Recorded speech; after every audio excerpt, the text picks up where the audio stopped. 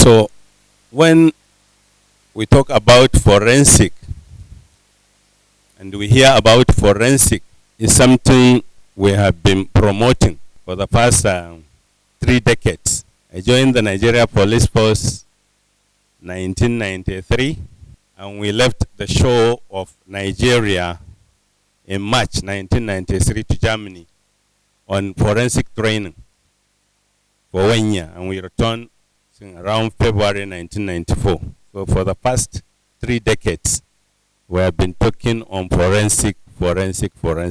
So some couple of years ago, when Mr. Toru came with this association, all of us embraced it so that we promote the practice of forensic in Nigeria together. We have been lagging behind when it comes to forensic in Nigeria, but we thank God we have some people who are willing to make sacrifices through this kind of conferences, through training, through awareness, so that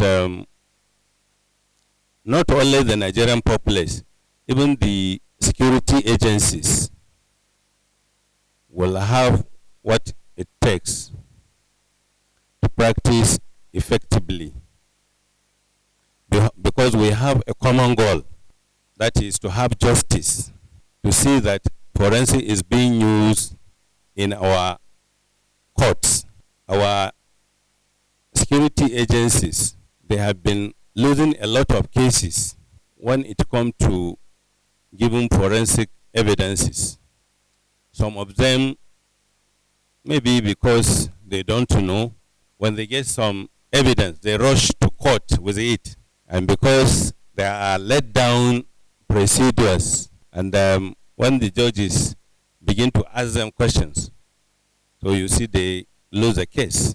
So what the association is trying to do is to bring forensic practitioners and academia, because those who are in university, they are doing a lot of research concerning how to approach our legal technicalities. So we have to work together so that we achieve the desired goals. So this is the outline, introduction, concept of forensic science, crime and society, causes of crimes, national development and national development indices, national development and security, forensic challenges and solution, and conclusion. What is forensic science? Forensic science, also known as criminalistics, is the use of scientific methods and techniques in investigation and detection of crime as governed by standards of admissibility of evidence in criminal and civil matters. Just like what I said earlier, that our security agencies sometimes they rush to court with some evidence. Meanwhile, the evidence has not passed into some standard procedures for presentation in court. So they lose a court, they lose the case. But if you pass through training and you know the Evidence Act, Administration of Criminal Justice Act, and so on, and you know the letdown procedure of how to get evidence from the crime scene, how to process it, how to analyze, how to write your report, how to present it in court. Definitely, when one goes through all these standards, when you present your evidence, it will be accepted in court. I don't know, President, whether have you invited some judges? Because we need all of them, you know. Conferences like this is like training. When they hear At least when experts go to court, they will say, yes, yes, yes, we hear about this. We were in the conference and somebody said this. So, you know, criminal justice, they need the prosecutors, the investigators, the lawyers, and the judges as well, so that we will be speaking the same language.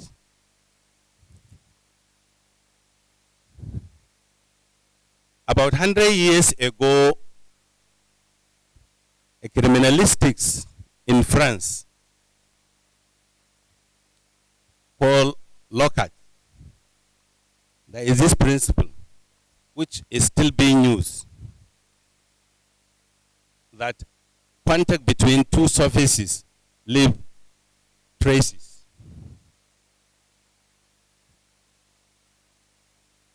It's a fundamental principle in forensic science that is essential for crime and incident scene reconstruction and linking the perpetrator of a crime, the victim, and the scene.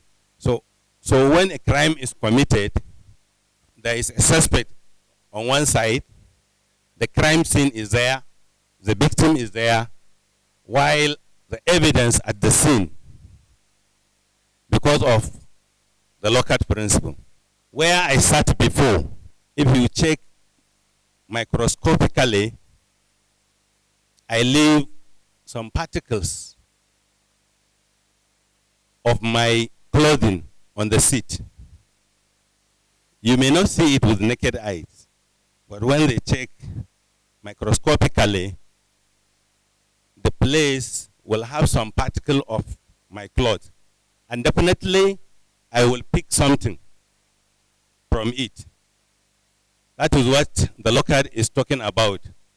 He made this principle about 100 years ago. And it is still being used. When you have this idea that when there is a contact, there is a trace. Some of our investigative police officers, when they are invited to crime scene, they will go and come back and say, we have not seen anything. So go back and check again. There is no way somebody will enter a place, pick something. You will not see some changes. You will not leave something behind. Ordinary handset. A lot of our investigative police officers, sometimes they will forget to collect handset from suspects. There is no way nowadays somebody will commit a crime without using his handset, either to make calls. He can call his accomplice, let's meet at so place. He can send picture, he can send message. So there are a lot of evidence one can get if you go to crime scene because of this principle.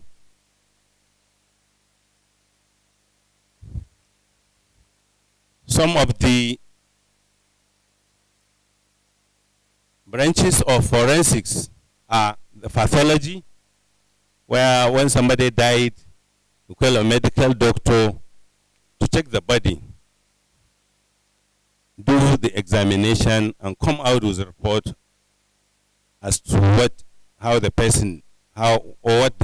killed the person. Biometrics, we have the fingerprint, the iris, and the facial recognition.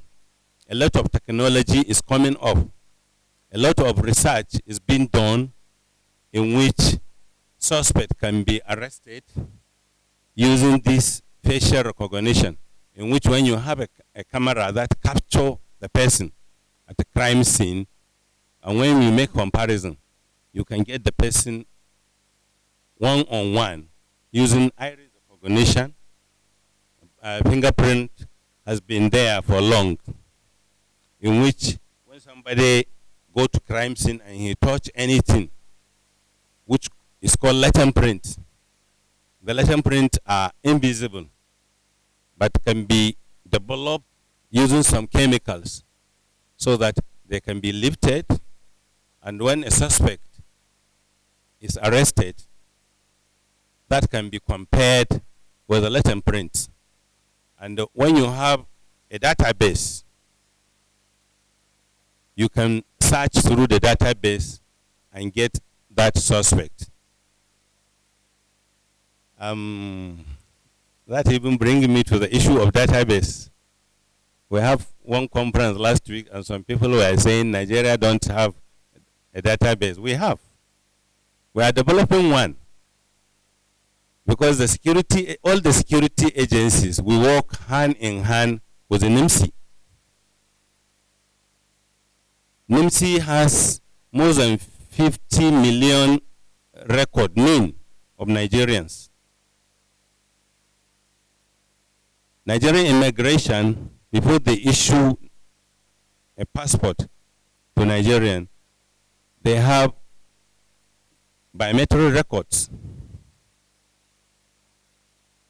The road safety, before issuance of driver license, they have record. When you go to bank, there is BVN. All these records, we have what we call a harmonization center at NIMC. All the security agencies, for the first 5 years, we have been meeting at NIMC to see how we can harmonize. In case of police, for instance, when we go to crime scene and we have a latent print, and we don't have suspect arrested, for instance, or even when you have suspect, you check within the suspect, you could not get matching. We have a platform in which we send to NIMC. NIMC has the biometrics of Nigerians, so they normally check within their database. That is how we have that harmonization in which we work together. Disputed document and handwriting analysis is one of the branch of forensic, in which when somebody writes something or sign a document and he denies the author of it, an expert, the document can be taken to an expert with sample signature and the disputed. They can be compared and they will know the real author of that signature. Ballistics is a branch of forensic that is in charge of arms and ammunitions, the firing of arms and ammunition. If we have any arms and ammunition in dispute, we take it to ballistic unit. We have it. Our first ballistics is in Lagos, and recently we have done some training, and we have a ballistic unit in Abuja here in 4 CID. Computer and digital forensic, which is all over now. We have even our own handset. It has a lot of digital imaging and digital information. When our officers, when they go to crime scene, they come in contact with either computer or handset or any mobile devices. It can be taken to laboratory for analysis. Cyber is all over. Very soon, the Inspector General of Police will launch our cyber crime section of the Nigeria Police Force. They make it so big that it has a place on its own. You know, this cyber issue, it has been with the police, but we make it big now. even when that NSAS protest, the cybercrime of the Nigeria police helped a lot in tracing the perpetrators, the sponsors of the NSAS. That was how, we bring it to an end. So we're getting the sponsors and arresting them. Even themselves, they were surprised when one and get them. Dentistry is to do with the teeth. When you go to crime scene and maybe somebody is born beyond recognition, can be identified using his teeth arrangement. We have other branches of forensic like psychology, toxicology, forensic engineering, DNA coding, and so on.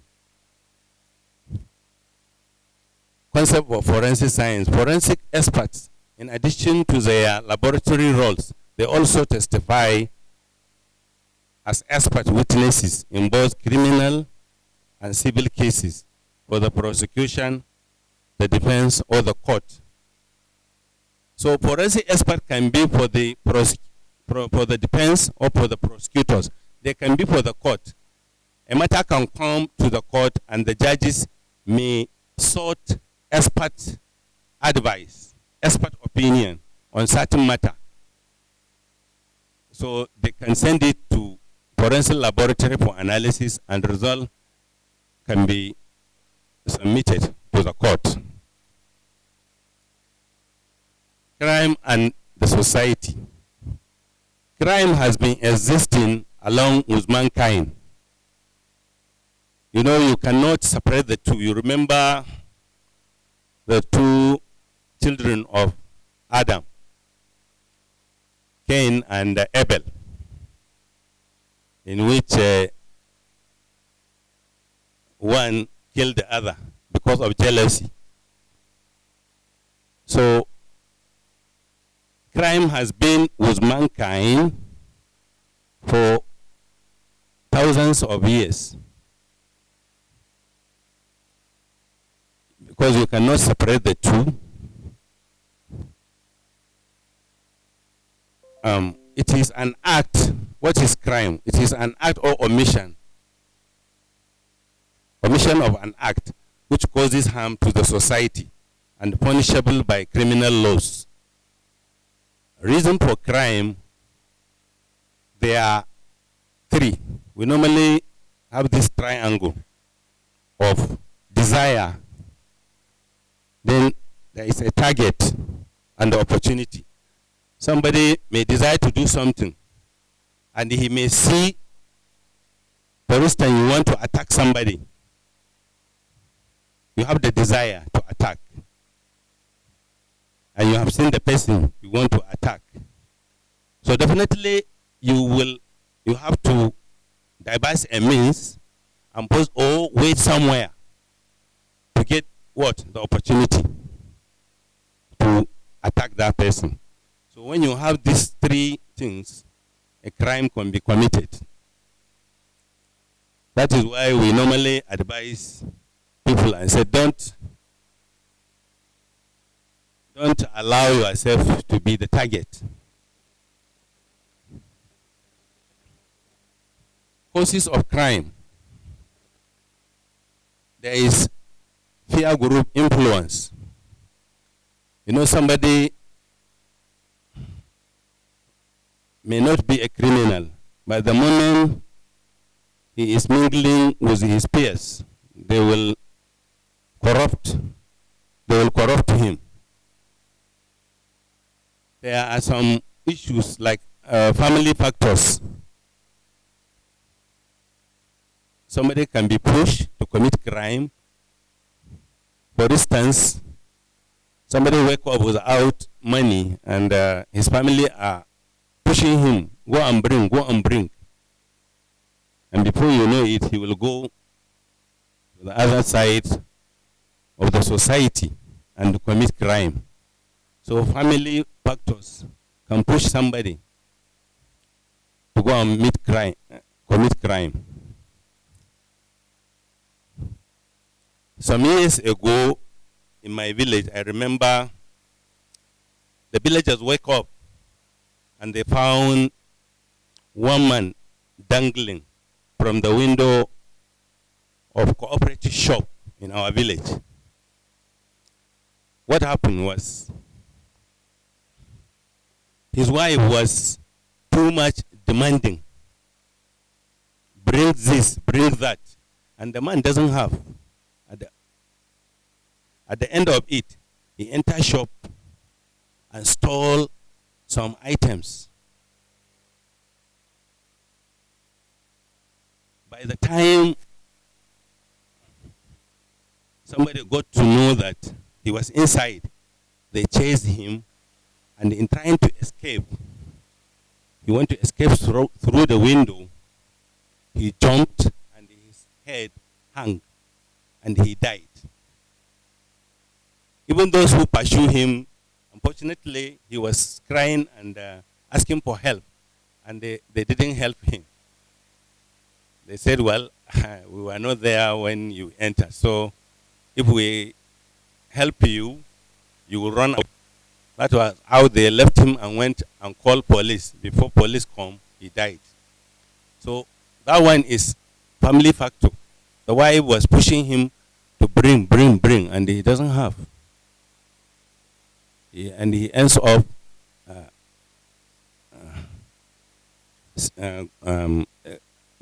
entering a shop and steal some items. Lack of leadership. When a society has no leader, it can lead somebody to go and steal as well. When there is inequality, when somebody feel like, oh, I was not given what A was given, he may end up going into the other end of the society. Poverty can push somebody to commit crime as well. How to reduce crime in our society? To ensure punishment of offenders. Even the court cases, some of our court cases are very, very slow. So some people, they feel, see somebody has committed and he has not been punished. So, and they can go and commit. So if an offender is punished, definitely it will serve as a deterrent to others. When you improve employment, when there is employment in the society, people will have what to do and they will not be thinking of committing crime. When there is provision of welfare, infrastructure, training and equipment for officers of the law, they can detect crime and prevent it. That one too will help the society to improve. But when somebody can commit and plead the sin without being traced, so definitely it will give a leverage for others to commit a crime.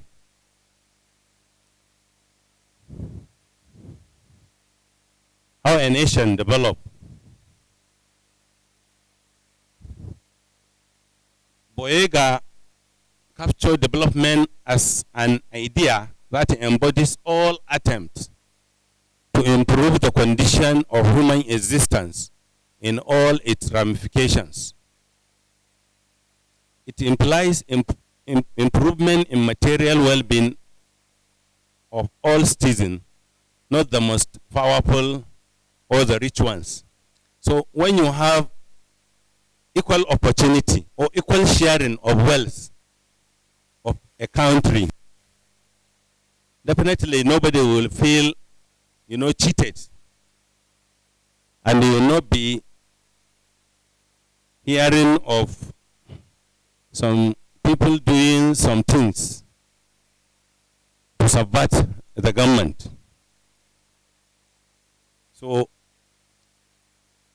when somebody has what to eat, person will not be thinking of stealing from somebody. In European countries, they give stipends to their citizens. Even when you are not working, you still have some stipend. That money will be enough for you for the month. I was in Spain, was it 2 years ago? They normally give, that is why you see Nigerians, we have a lot of Nigerians in Spain, in all their cities. Zaragoza, Tarragona, Lerida, all of them, when you go, you see a lot of them. How do they reach there? Say the country is hard. Some of them, they trek through Niger to Libya. Because when you go there, they will register you. They will be giving you 800 euro every month. That 800 euro is enough for you to pay rent and to buy food. I think this government too has this giving out this stipend through this National Bank. Since they register a lot of Nigerians, in which they normally give them some stipend every month. Why? So that if you have what to eat, you will not be thinking of committing crime. Indices of national development. National development indices describe the numerical measures of quality of life in any country. Indicators are used to illustrate progress of a country in meeting a range of economic, social, environmental goals. Economic, social, and environmental goals. According to the World Bank, the main social indicators of development include per capita income. You know, when you hear about per capita income of America, Japan, trillion, that is how strong a country is by its population. Our per capita income is less than $500 billion. But that of America, when you check, you will see it is in trillion. China, they are in trillion.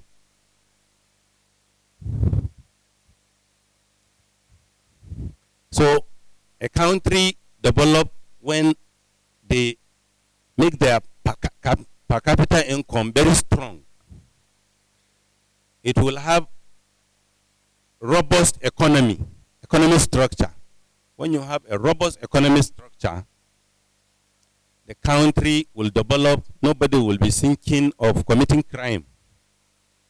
Human Development Index provide education. Education is very important. When you educate somebody, it's not necessarily that he must get white-collar job.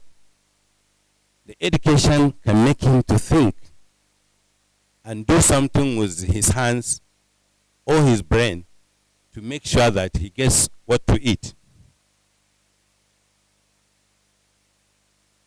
When you have a strong external reserve as well, you know, when you are looking for loan, when they normally check whether how worth are you about your external reserve.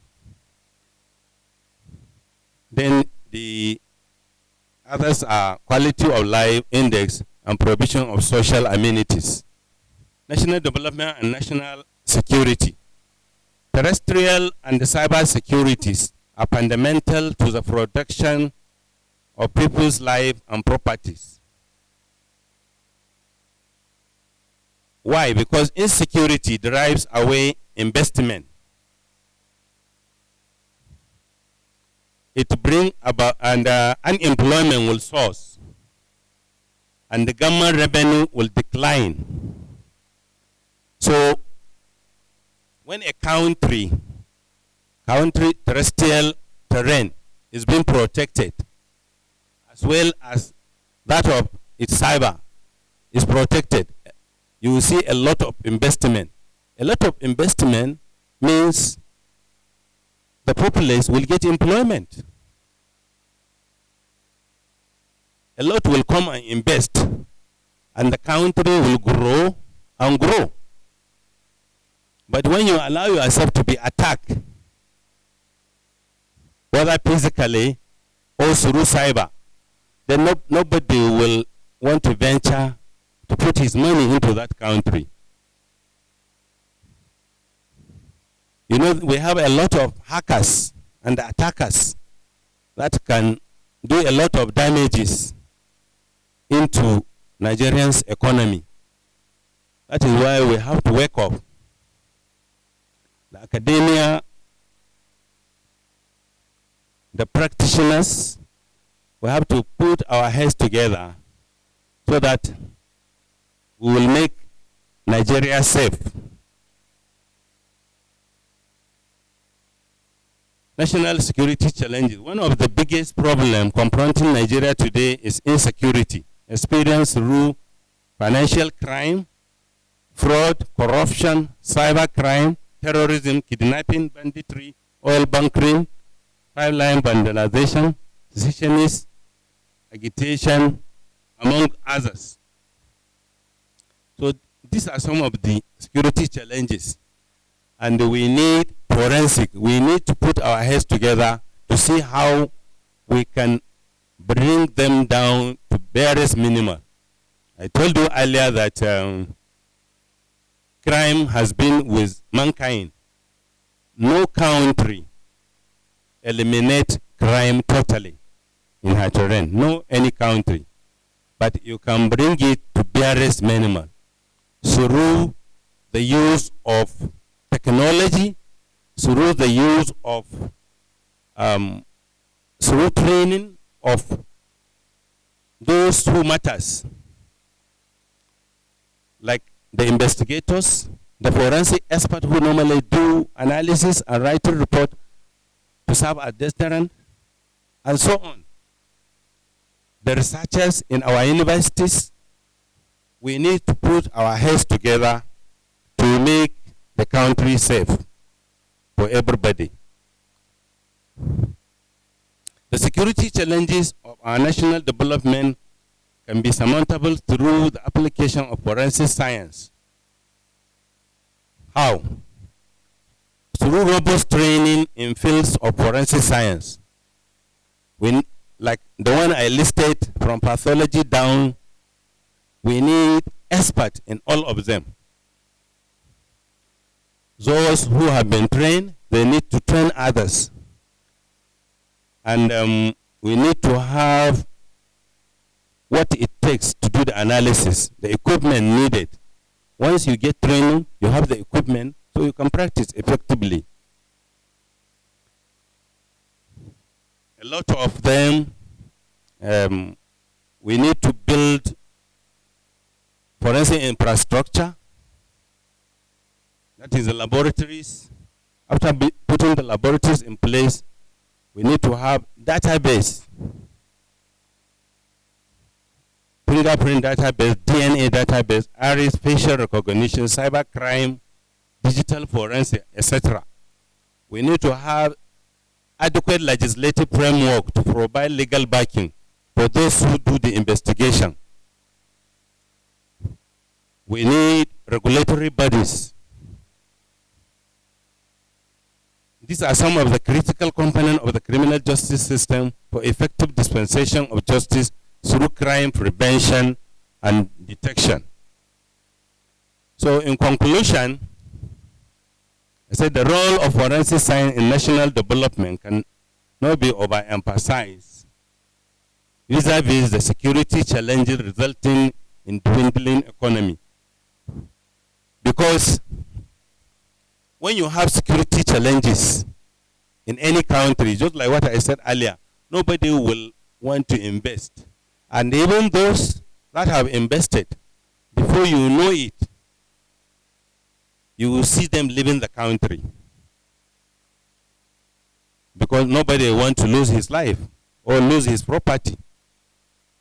So the challenge is for us to come together and make Nigeria great. How do we do that? To make sure that we bring crime and criminality to barest minimum through the use of forensic, because there is no two way about it. There are a lot of crimes that cannot be investigated ordinarily using the old methods. I thank God that our orgas at the top, they have embraced forensic. Gone are the days where you'll be hearing, when there is security challenges, you'll be hearing, yes, I deployed vehicles. I have my patrol vehicles. No. The